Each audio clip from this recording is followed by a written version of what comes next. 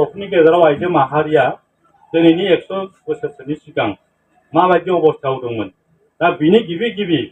जोंनि गुरुदेव कालिचरण ब्रह्मआ बेखौ माबायदि थुलुंगा होजेनबोदोंमोन सांग्रांथिनि फारसे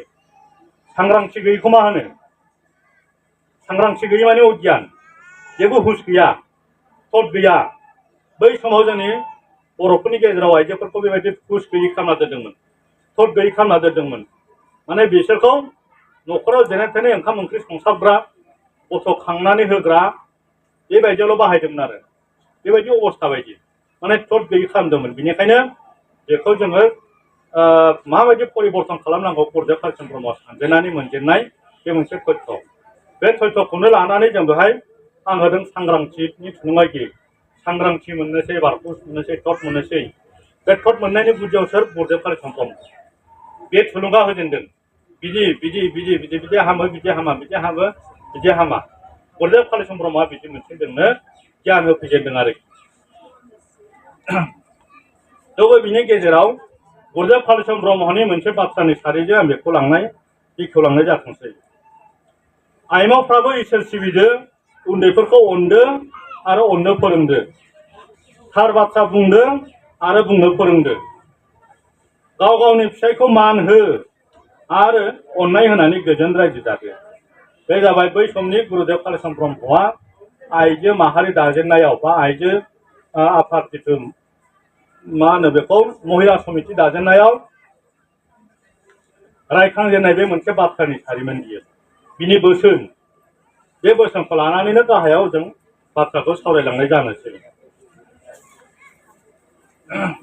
गोदो गोदायनिफ्रायनो सुबुं माहारियाव समाज लायै समाज एबा हारि लायै हारि हौवा आरो हिन्जाव माहारिनि गेजेराव मानिलायनाय फोथायलायनाय बिथिङाव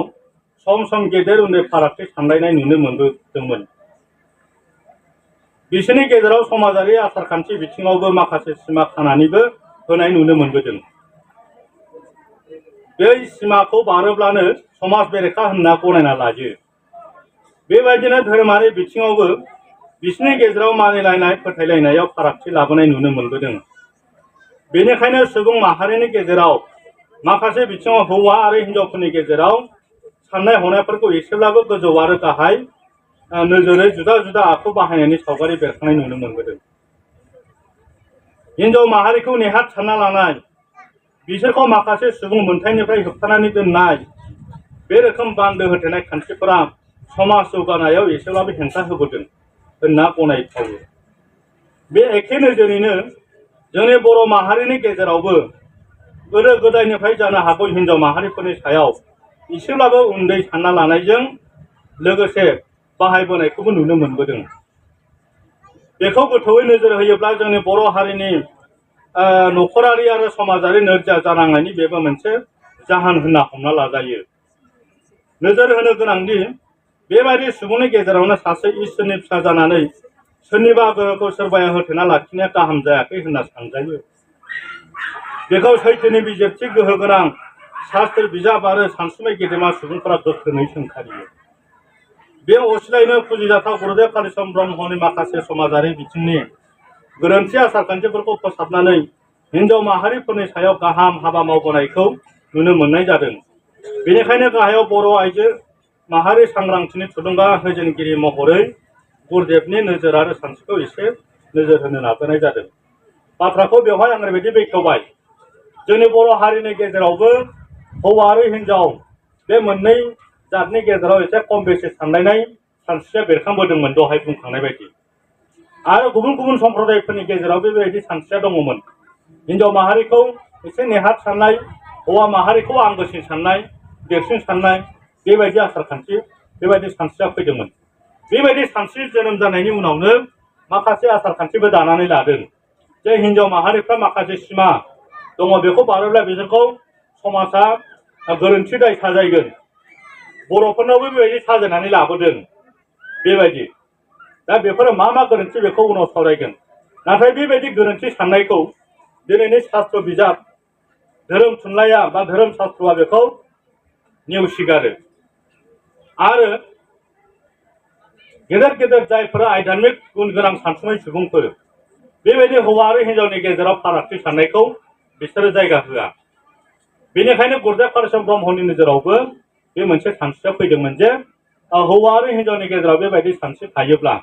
बेबायदि खान्थि खानानै होयोब्ला निश्चय बे मोनसे हारि जौगानायाव बे हेंथा फैगोन आरो मोनसे समाजा दिनै बेबायदि बोखाव खोन्दो हौवा आरो हिन्जावनि गेजेराव जुदा जुदा खान्थि बाहायनानै फैयोब्ला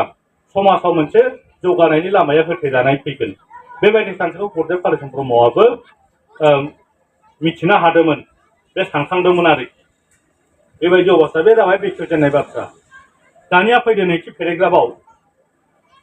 बर' हारिनि गेजेराव आइजो माहारिनि सायाव गोरोन्थि साननायनि मोननैसो नोजोर दा जों बेखौनो गुरुत्व होनो गोनां जोंनि बर'फोरा हिन्जावफोरखौ माबायदि सानोमोन माबायदि बाहायदोंमोन बेखौ नोंसोरायमोनहा दानि जायफोर 60-70-80 बोसोर जादों बिसोरो बुजिगौ आरो गोदानफोरा बुजिनाय नङा नाथाय बियो सोलिबोदों दाबो एफा एफा बिनि लोगसा थालांनायखौ जों नायबावनो हागोन बिदिबा खोनासं माने थुनलाइयारि रावजों लिरनायथ' अबेबा एसे हमस्लाब हाया जानो हागौ लिरबिदांनि आखाराव लिरनाय नालाय जोंनि बर' समाजावबो आइजो माहारिखौ हौवाफोरजों समान मान होनाय नुनो मोनबोआखैमोन माने एसेबाबो गाहायाव बाहायबोदों आरो हिन्जावफोरखौ बिसोरखौ माखासे बिथिङाव समान मोनथायनिफ्राय होबथाबोनाय नुनो मोनबोदोंमोन हौवाफ्रा जेसेबां समान सारि दं हिन्जावफोरखौ बिनिख्रुइ गाहायाव माने होबथाबोदों बिसोरनि जिउनि बेसेनखौ हौवाफोरजों समानै रुजुनानै लाबोनाय जायाखैमोन बायदि नुनो मोनबोदोंमोन जाहोनाव बिसोर समाजारि आरो नखरारि बिथिंनि जौगानायनि हाबा मावनायाव उन जानानै थानो गोनां जानांदों बायदि मोनो मानोना हिन्जावफोरखौ जों मोनफ्रोमबो बिथिङाव जों होबथा खालामबोबाय धोरोम फुजिनायाव जों होबथाबोदों बै समाव गारजा हामबाय होयोब्ला बेवहाय जों हिन्जावफोरखौ थांनो होआमोन नङा होमबा बै समाव जोङो हिन्जाव माहारिफोरखौ स्कुल लेखा फरायनायनिफ्राय जोङो गोजानाव दोनथ'नाय जादोंमोन बायदि बायदि बिदि साननाय गोरोन्थि जाबोदोंमोन बेखौ दा उनाव मोनगोन गावसोरखौनो बबेबा मोनसे फानजारिनि सिङाव जोबनानै दोनजानाय बायदि सानना लानो गोनां जादोंमोन सोरो आइजोफोरा बै समाव बिसोर मोनसे समाज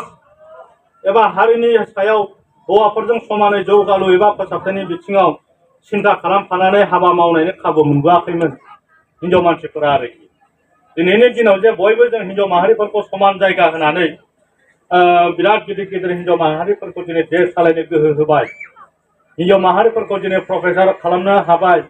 हिन्जाव मानसिफोरखौ जों डक्टर बानायनो हाफैबाय हिन्जाव मानसिफोरखौ जों अख्राङाव बिरदावनो हानाय साइन्टिस्ट खालामफैनो हाबाय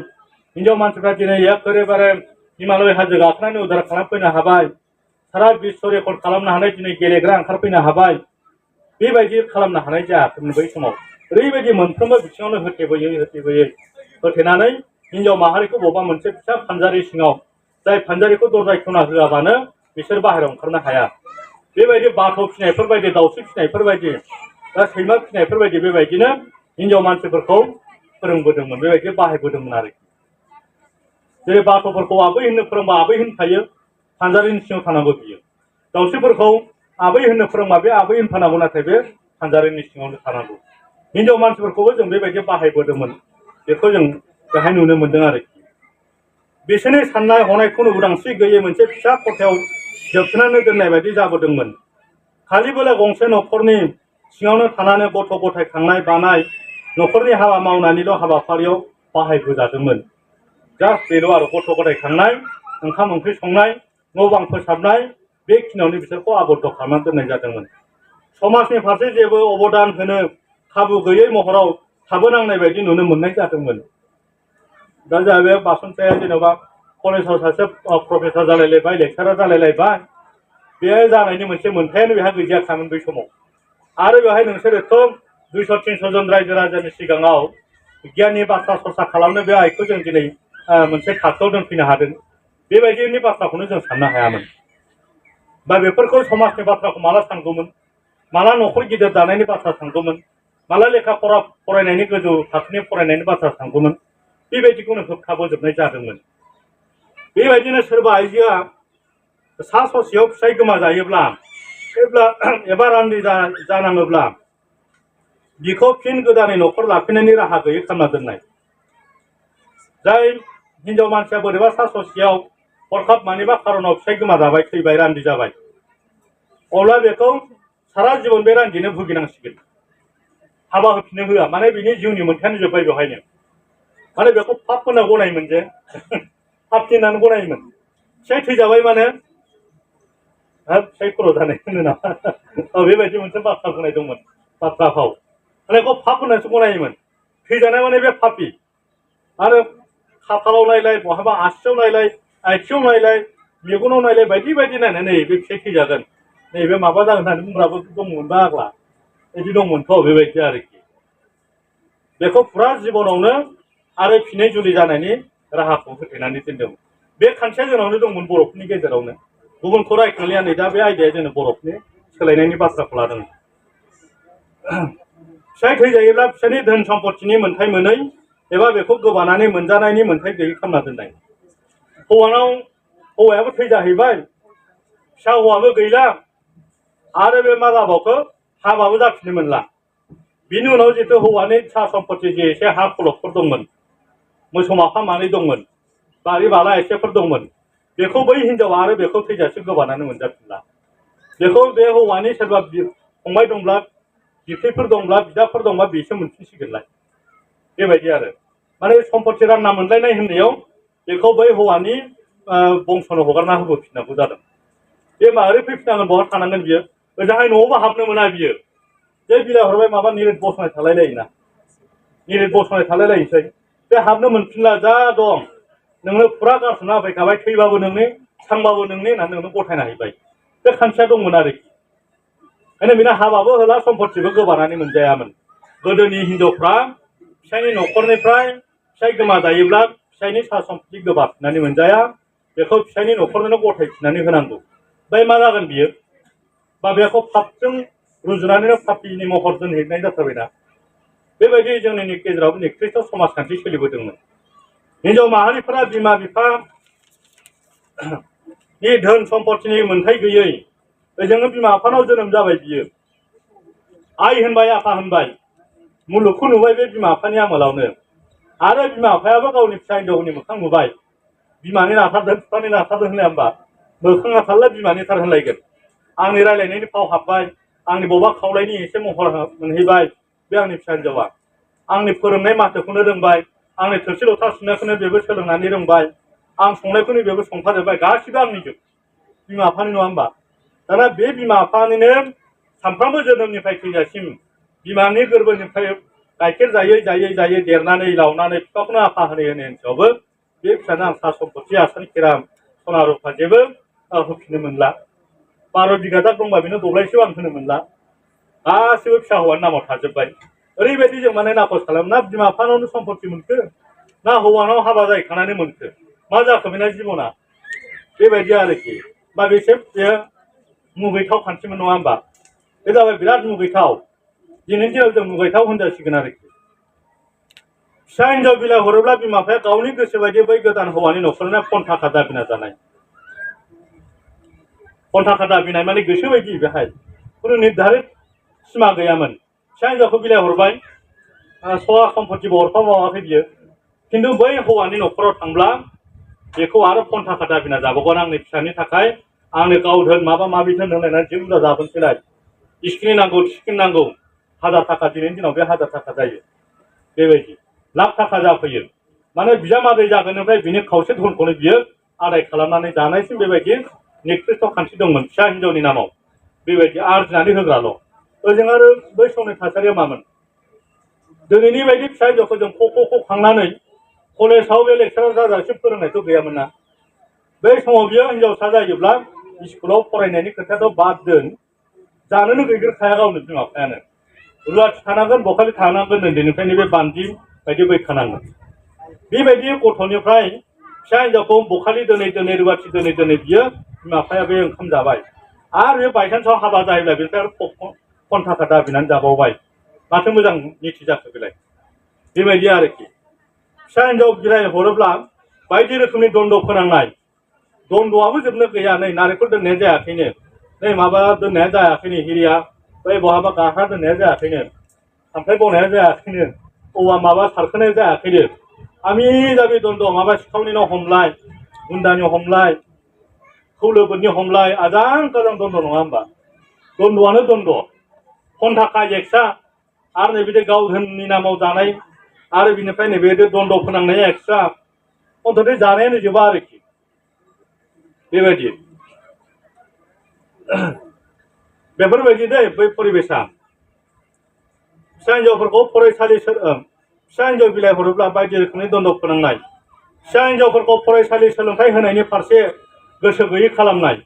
मालायनि बिलाइ हरखागोन सम्पतिखौलाय मानोथो लेखा फरा फोरोंनो ओरैनो बै समाव लेखा फरानि गोहोमाबो गुवार नंखायामोन नंगौमोन जेब्ला कलिकातायाव गुरुदेबा थांनाय फैलाय खालामबाय थादों बे समाव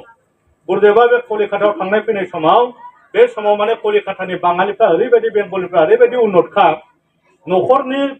सम्पूर्ण धर्म संस्कारखौ रक्षा खालामनाय फिसा फिसौ फोरोंनाय न'खरनि आचरणखौ जत्न खालामनाय साब सिखोन खालामनाय बिद्या शिक्षा खालामनाय देश सालायनाय बिनि दायित्वखौ हिन्जाव मानसिफ्रानो कलिकातायाव लाखाजोबोमोन हिन्जाव मानसिफ्रा बेखौ नुनानैनो गुरुदेब कालीचरण ब्रह्मआ बेखौ माने सोलायनाया फैखादोंमोन बियो जे कलिकातायाव थांबा बिसोर धर्मखौ हमथायो जोंनि भारत आसामाव नायफैबाय जे आसामाव हिन्जावफ्रा धर्मआव थानोनो मोना माथो मालाबाल' दा बेसेबां फाराग बेवहाय बाङालिफ्रा थांबाय बिराद लेखा फरा गोरों गोरों बिसोरो बे समावनो सोरबा गान मास्टार बे समाव सोरबा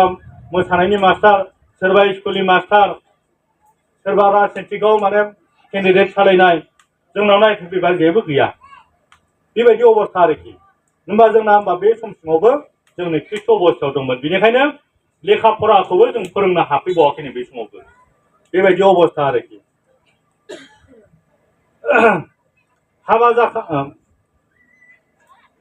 हाबा जाखानाय हिन्जावफोरखौ एफा एनै दाय मोनोब्लानो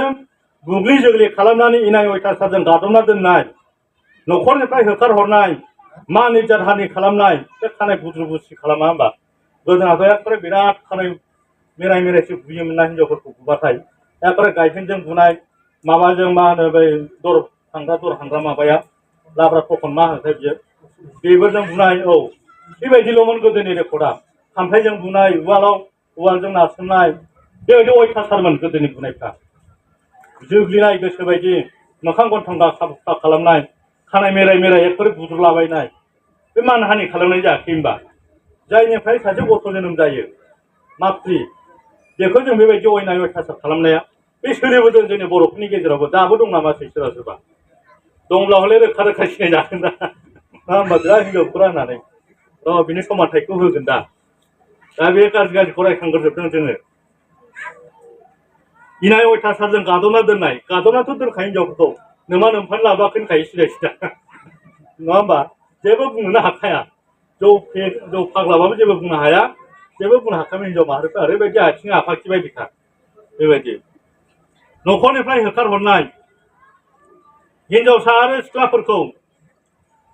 एबा सिख्लाफोरखौ गथ' बखालि रुवाथि दोननाय आदुंगारि आइजोफोरखौ बान्दि बैहोनाय बैफोर हुदाफोरा सोलिबोदोंमोन नंखागौ बेथ' उन्दैखौ बखालि एसे देरोबा रुवाथि सोरबा आदुंगारि थाब हाबा मोनैफोरखौ बान्दि बेबायदि बैहोनाय बेबायदि आरोखि बेबायदि बखालि रुवाथि बान्दि बैनांनानै निखावरि न'खरनि रांखावरिनि हेफाजाब होबोनांदोंमोन महर मोजां सिख्ला हिन्जावफोरखौ गोसो गैयाब्लाबो एबा गोसो गोरोबलायाब्लाबो गाज्रि सोलोनि बोलो बाहायनानै बोख्लब बोसि खालामनानै सिखाव गुन्दा लगायनानै खावनानै गावसिनि गोसो बायदि गुबुन हौवाजों जुलि होनाय आगोलावथ' बोख्लब बोसिसोमोन ना गोसोलायनो रोंगौ ना मानो रोंगौ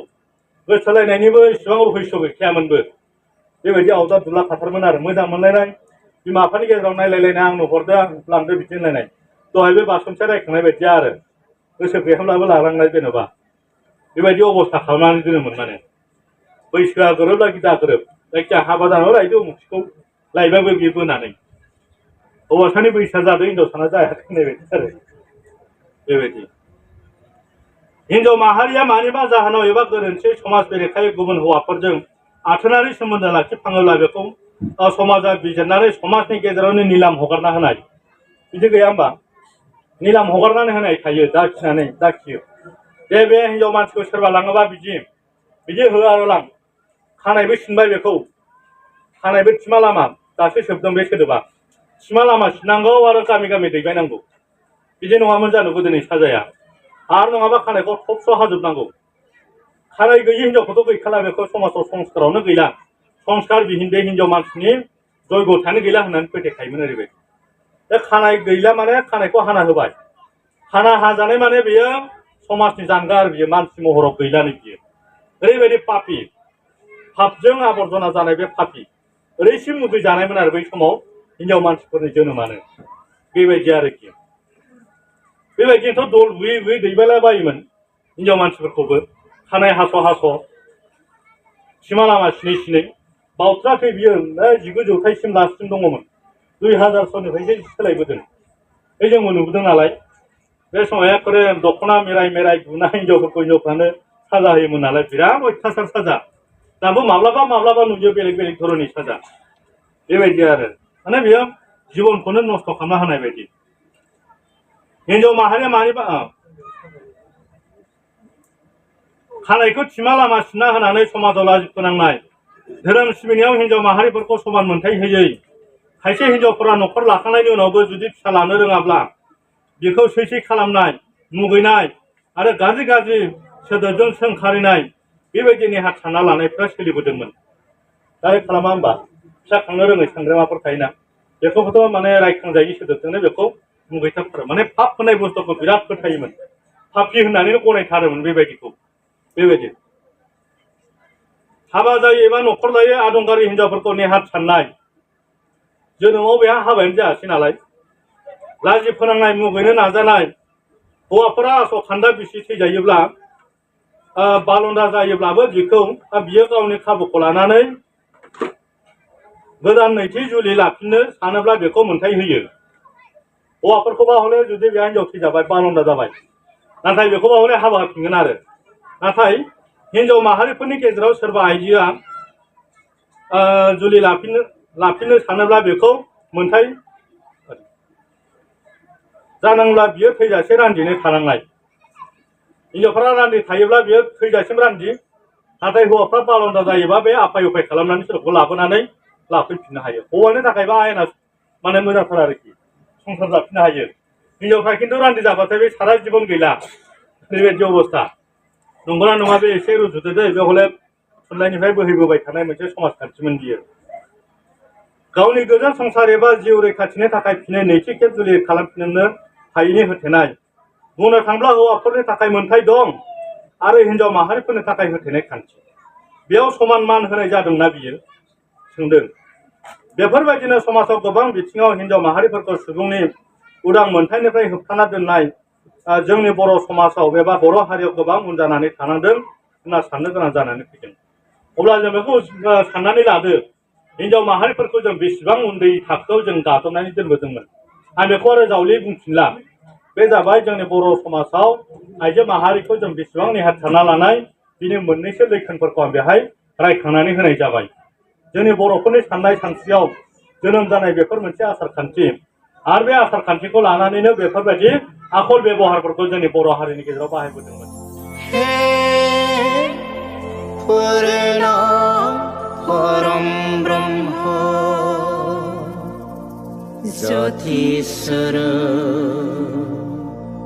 ज्योतिस्वरूप